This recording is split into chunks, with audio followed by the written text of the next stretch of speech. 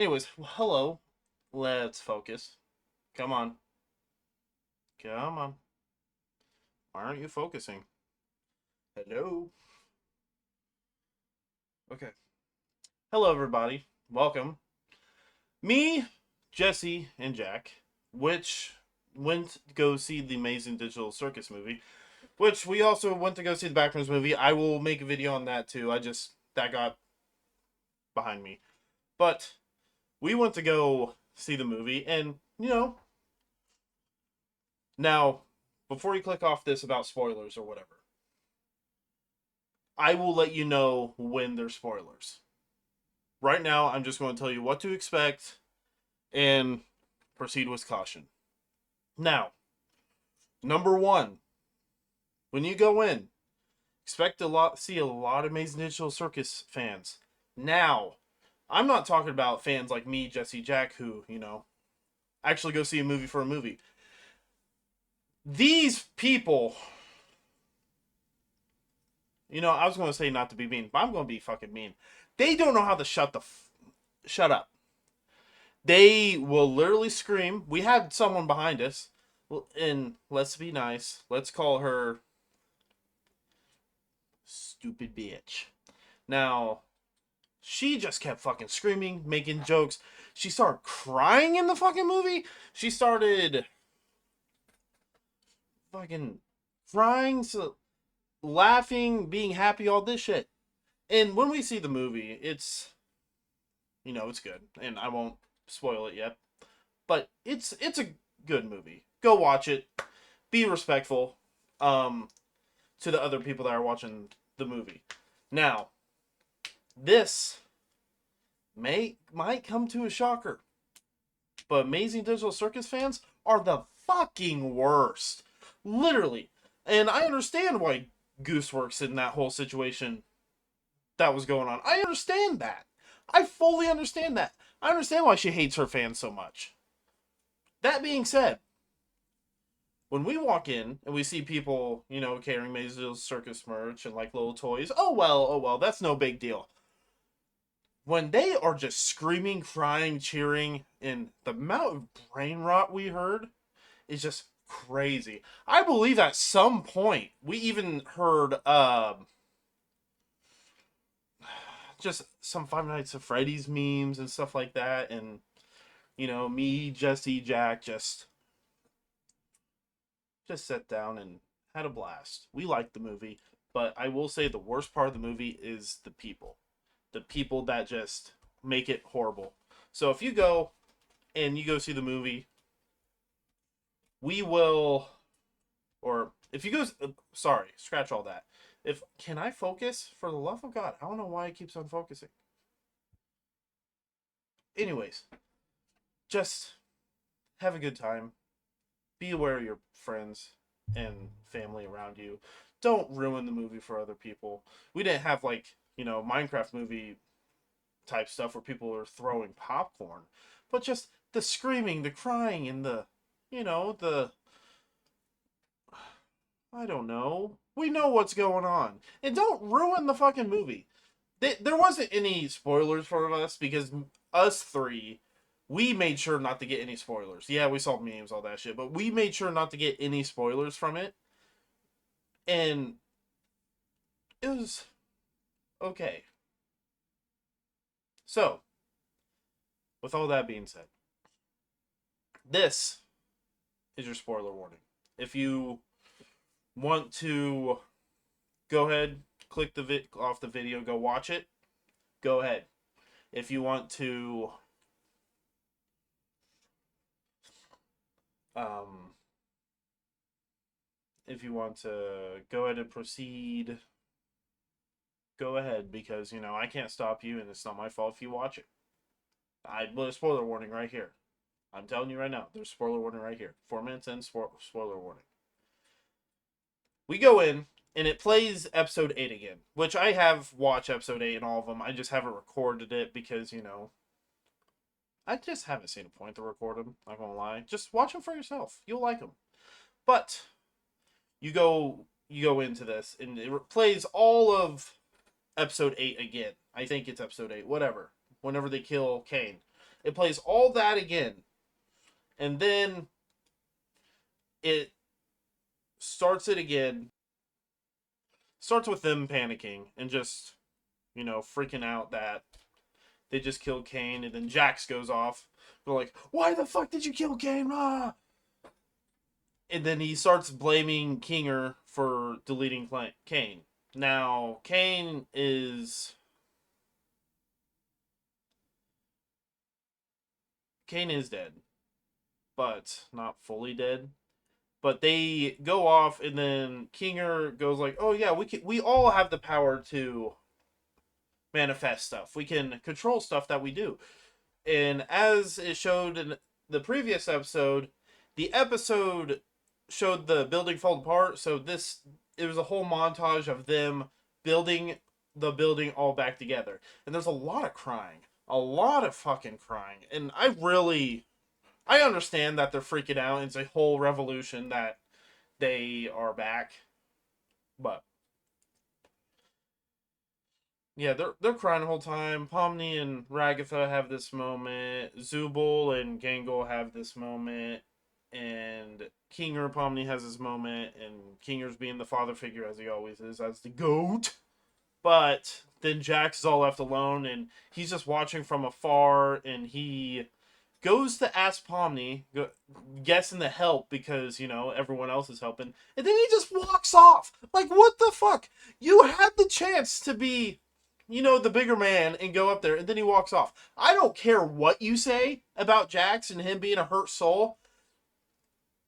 His whole, character arc and stuff. He's a baby bitch. Like, literally. He just hides his feelings away, and that's the one thing you don't do in this fucking world, is that hide your feelings, because that makes you turn into a black giraffe monster thing. But you go in and you do this, so you... Just looking back at this, Jax is just a victim. And he's a huge victim in the entirety of this. And I don't care what the comments said. Jax is literally... The movie's good. The character Jax, they made him seem like a victim. But to me, it just seemed like someone playing victim because they never saw what they did wrong. And then it goes to a shocker. It does some really cool, in real life IRL scenes of them driving through a road and stuff. But then it cuts to him going into the circus.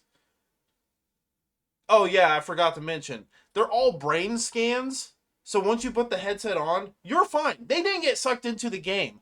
The headset took a brain scan and put your personality or whatever as a copy into the computer. So they are not actually real people. And they don't ever really say that they're real people because, well, they say that they're humans, but in actuality, they're not. They're just what a computer copied and pasted, basically. Anyways, you find out that Jax abstracts, and you go through this whole... Pomni goes into the room and hugs Pomni, or Pomni hugs Jax as he's abstracted, and then she goes into Jax's mind, and there's so many doors, it's like split personality.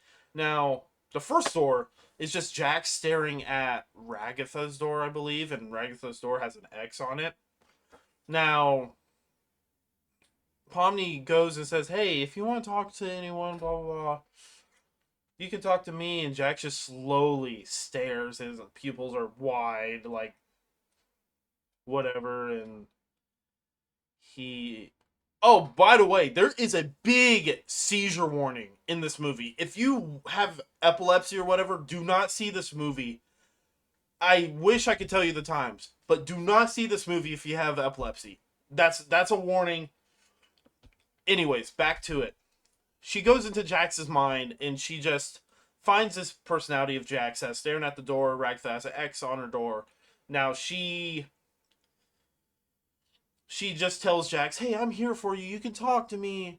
I'm here. And then Jax just slowly turns to her, doesn't smile, and then just leaps at her, choking her. And just his, grin just widens. and he just stares, and she's just like suffocating, and then he like pushes her away, like, you can't die, we're not real, remember?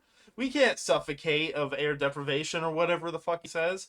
Which, yes, that's true, but this is the version of Jax that is always putting cartoonish logic in front of his emotions. Got it?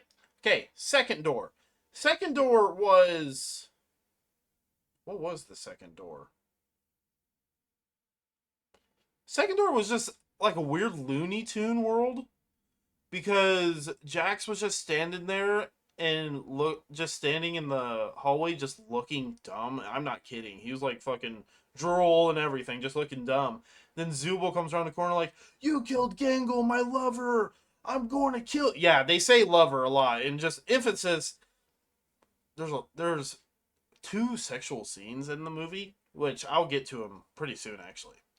Anyways, wait, is that... Yeah, this Looney Tune second one. Now this Zubul chases, and then he like pauses time like in Looney Tunes, changes the background, and then she's on the fall, and she pulls out the sign.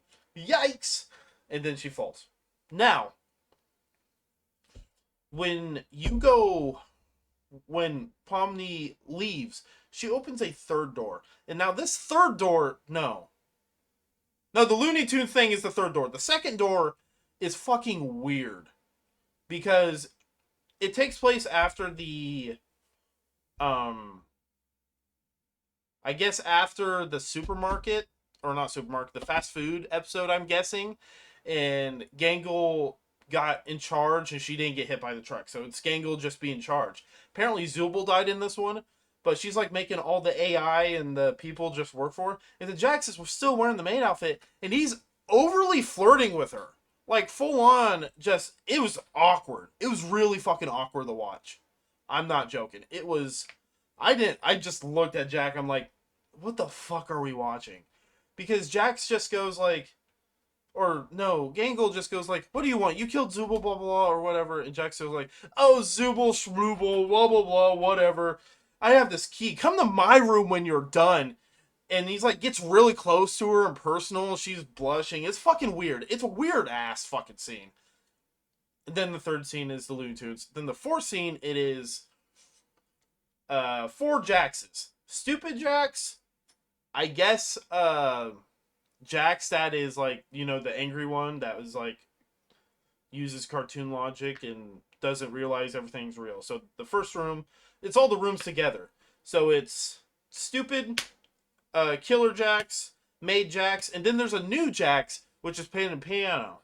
And I think Pomni throws something at the Jax in the maid outfit because he said something personal. I don't remember what he said, but he said something. She threw Shoni puffs, and then the stupid one goes, wow, I hope that doesn't happen to me. Then, sorry, gum. It just got, like, bleh. Anyways, let's focus. Come on, man. Anyways, if you're just listening to this, I'm going to keep talking. I don't know why this keeps unfocusing. So, and then the middle Jax disappears, and it's like, and then it shows the Jax at the piano, and he's like, oh, I'm good at piano. But then it shows him cuffed to the piano, and he offers the key, and this is like supposed to be the sympathetic Jax and the soft Jax. And then she grabs the key and he puffs in the smoke. Whatever. And oh, I forgot to mention, there's this locked door the whole time. Anyways, she goes to the locked door and opens it, and it's just a flashback of everything Jax did from human life. And turns out Jax was homeless. He's running away from home, which I'll explain that later. And then he puts the headset on and it shows him in the headset. And Ribbit, which is the frog lady that everyone's been going crazy about. There's like this friendship romantic duo that I kept getting a lot. And they just become really best friends. And there's one scene where they're in Ribbit's bedroom, and they're just sitting on the bed, and he opens up about everything to her, saying how he is angry, but he's also he's an angry soul, but he's also the victim here because he can't take any responsibility and he was just a kid. And he didn't understand. Anyways, he goes to Ribbit and he's just telling Ribbit, oh, he tells Ribbit everything about him, full on to the point where, yeah, well, my dad left and he was like there, but he wasn't. And then my mom, and then I said some personal stuff on my mom, so she laughed at me, and then she insulted me, and then she hugged me. Then I pushed my mom off and killed my mom. That's a fucking okay. Killed your mom, and I'm not gonna lie, I fucking laughed just for the fact that, oh well, I kicked my. No, what he says is that I freaked out after she hugged me and pushed her down and I didn't know what to do. And then she never got up. And then he just left. He just left. Like, he didn't call the cops. He didn't do anything. He freaked out and left. Which, one, makes it seem like a fucking murder. He could have just said, oh, it was a manslaughter. Manslaughter charge, whatever. Or it was an accident. But no, he committed murder. And then, whatever. So, he runs off and he, like, has this whole like redemption arc, and then Kaufmo knocks on the door when Ribbit puts her like little bow tie on his ear, and he blushes and he like starts, oh, I can trust you, blah blah blah. Kaufmo knocks and he tears the bow off and throws it on the ground, and Ribbit's just like fucking distraught, like, what? Why'd you do this? He's like, I'm fine, I'm fine. Whatever you're hearing in here is not real. And he's like, yeah, please go away. And then he just turns. I'm not kidding. He turns to Ribbit and goes, well, if you tell anyone about this, anyone, I am not talking to you ever again. And then he leaves. And then he just doesn't talk to her ever again.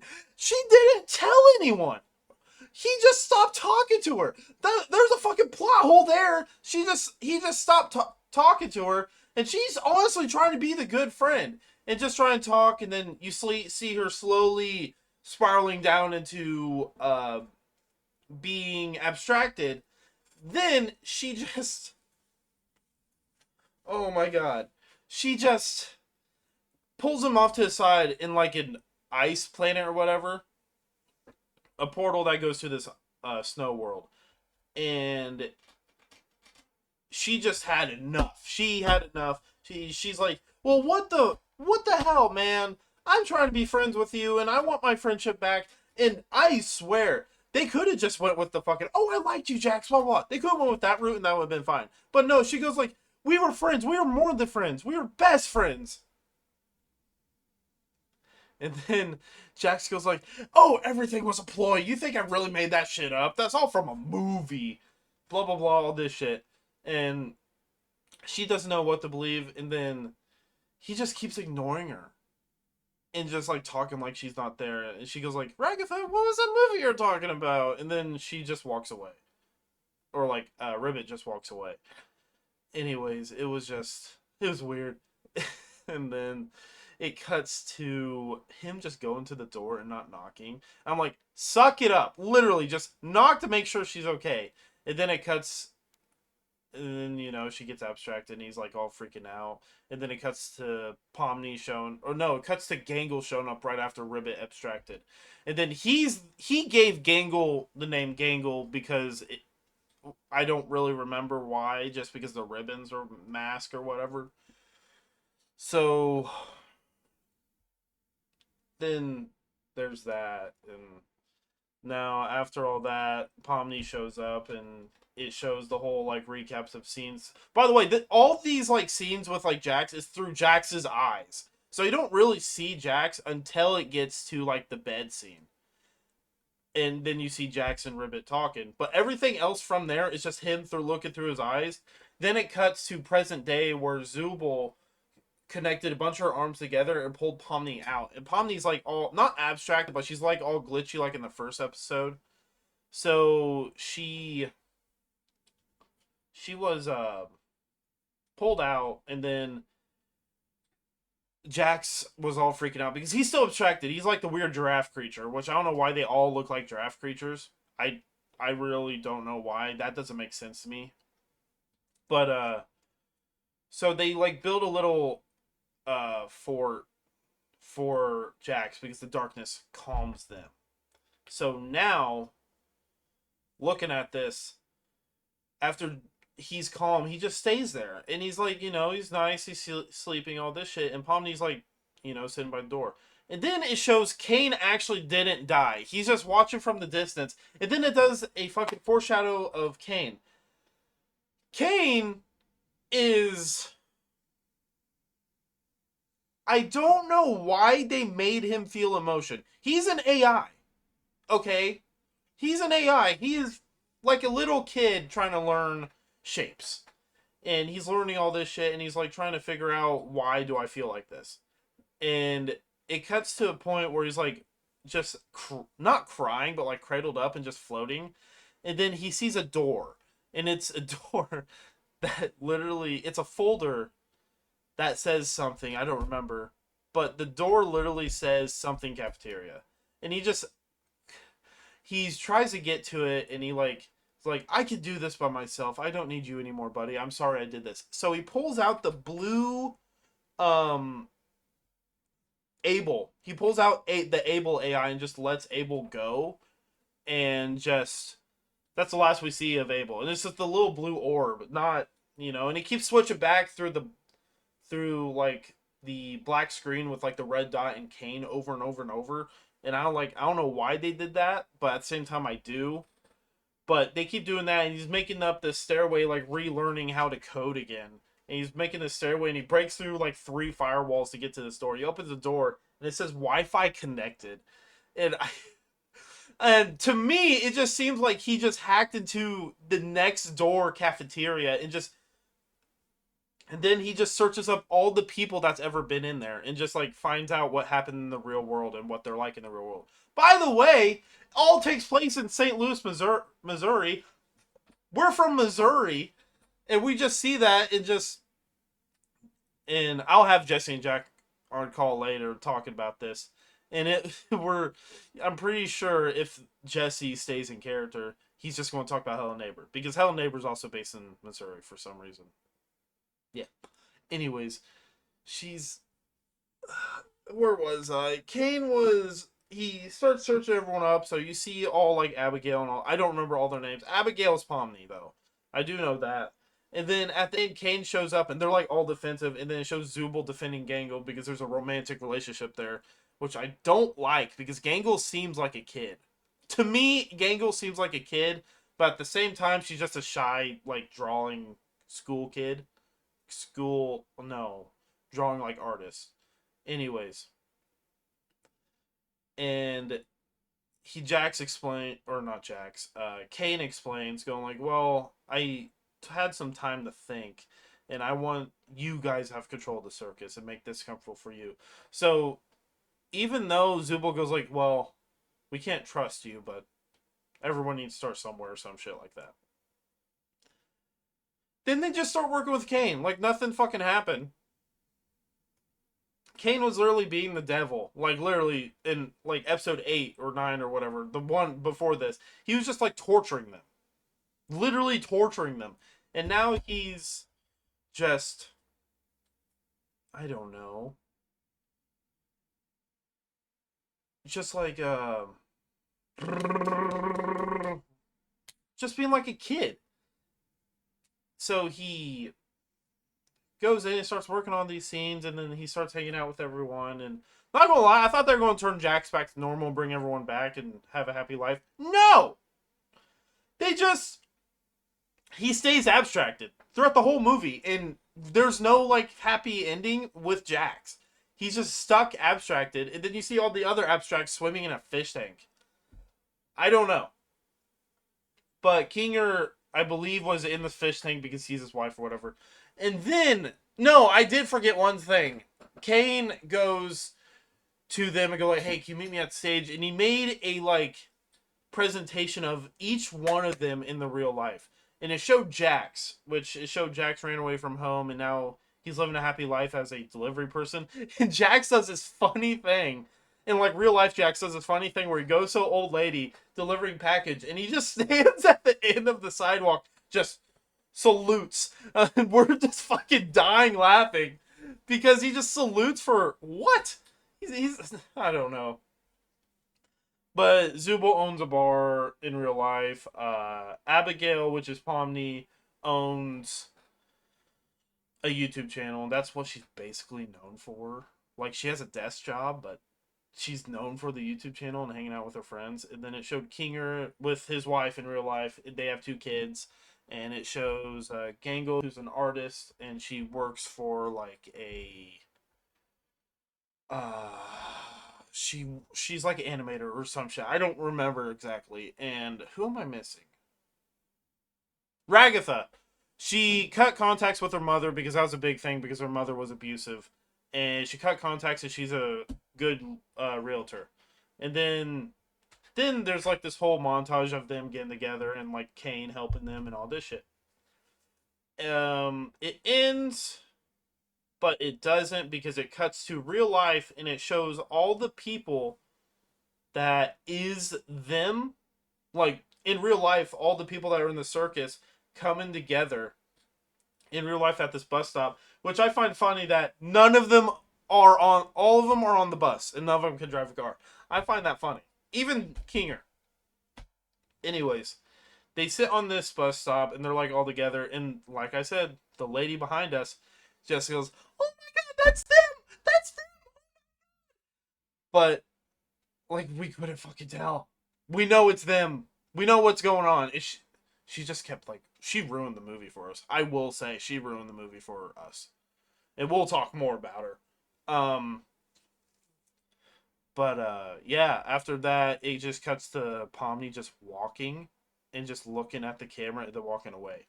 And it's just like fourth wall, like, oh, okay, whatever, that's cool. And then it does the merch drop, which is weird because I don't know why they did it. Like, I get why they did it, but like, why didn't they just sell their merch at the theater? You know, like, oh, you can buy the popcorn bucket here, which I found out with a lot of YouTuber movies coming out. If you want the popcorn bucket or whatever, you have to buy it online. You can't get it in the theaters.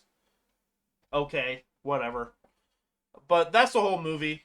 Um, this next segment is going to be just me, Jackson, Jax, me, Jack, and Jesse just talking.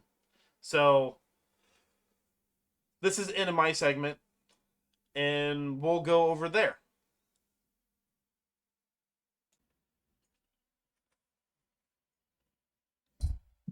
All right, I'm going to do it one at a time so I don't have to edit back and forth, back and forth. So, Jesse, what did you think? Well, how was your experience and what did you think? About the Digital Circus movie. Yes.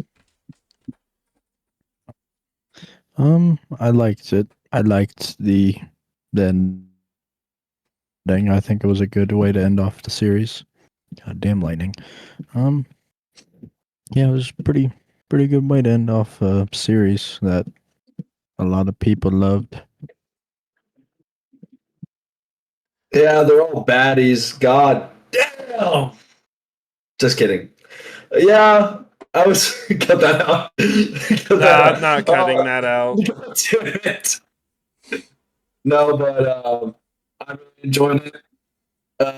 It was it made me like on the drive back to go to the gym. I was thinking I was just like, damn. I was actually kind of a little sad because it's like saying goodbye to a longtime friend, you know. Now, how was your experience at the theater in general? Jesse, you go first. Oh, at the theater? Yeah, how's your did you feel welcome? It was Oh, this is like a job interview. it's a relatively packed theater, but it's I don't know.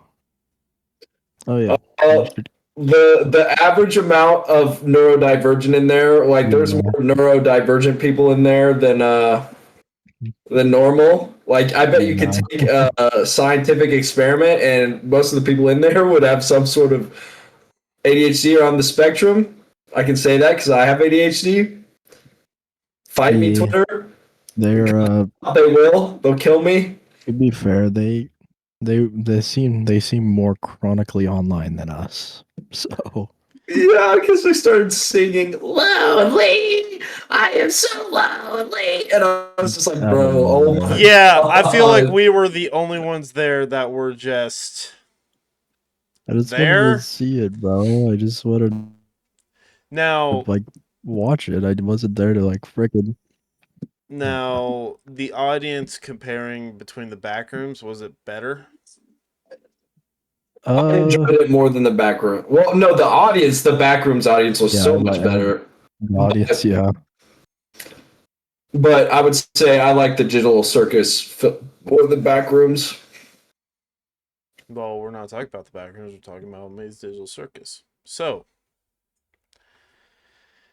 I earlier in the video, I made a point to call out this specific person that was behind us the whole time, telling us what was going on in the whole movie the whole fucking time.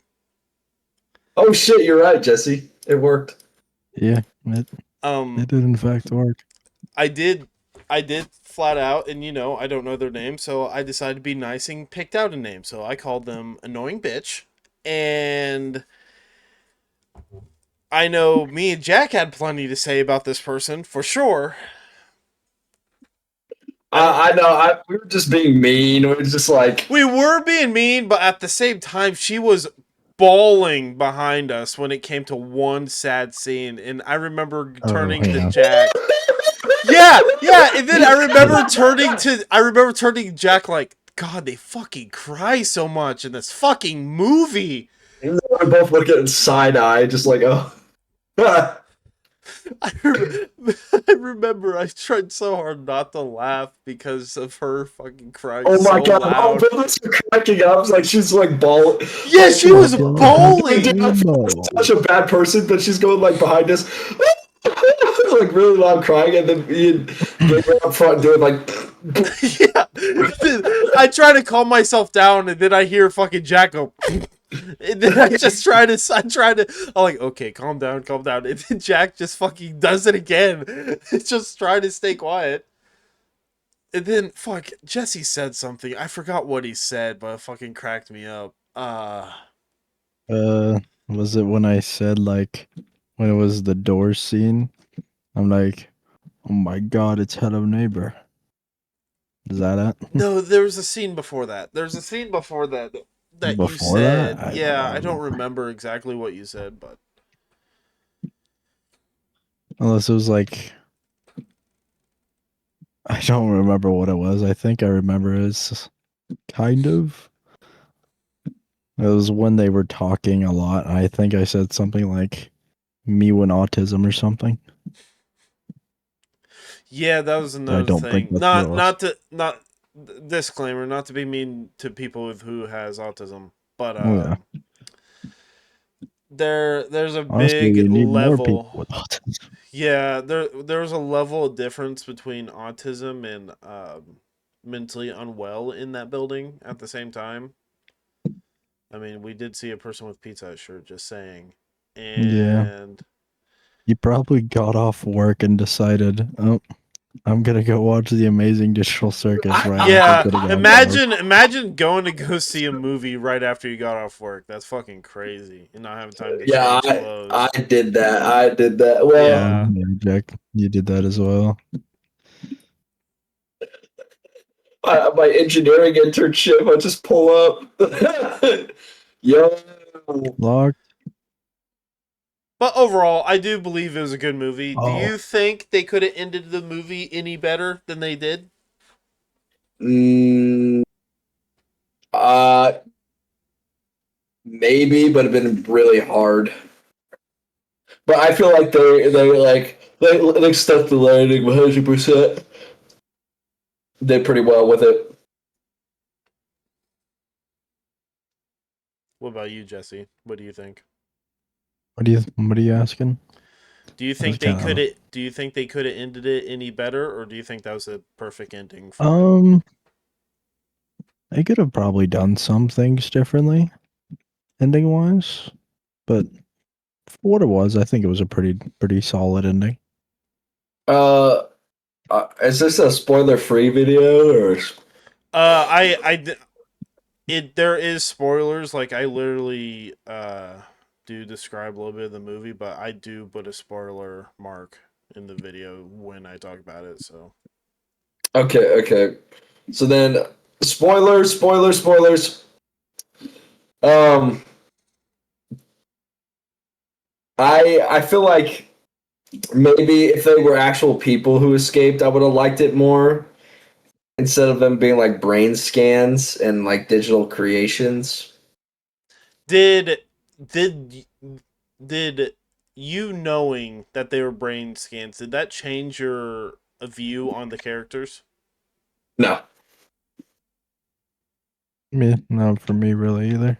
Well, it's kind of cool because like they even acknowledge it in the film. They're just like okay. At the start of Magic Digital Circus, Pomni brain scan and Pomni the person are basically in the same mind state. But as they go through all these adventures, they eventually become their like own unique person. You know, so like Pomni and her real name Abby, they're two different things now. They're two different people. Mm-hmm. But you know, if And you, St. Louis was fucking everywhere. yeah, St. Louis, Missouri was fucking everywhere in that movie. It was. As a creator from St. Louis. I don't think I think they. I think they Gooseworks is just from picked St. up. Louis. It was such heavy Missouri imagery. I was just like, Yeah, that was weird. like I was just like when Jack showed like one of his memories, I was like, dude, that looks like a Missouri road, and it was.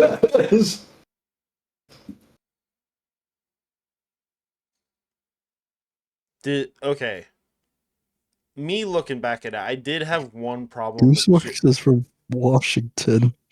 This is I don't know why it takes place in Missouri. This was filmed in Washington. No, Gooseworks the creator of it was born in Washington.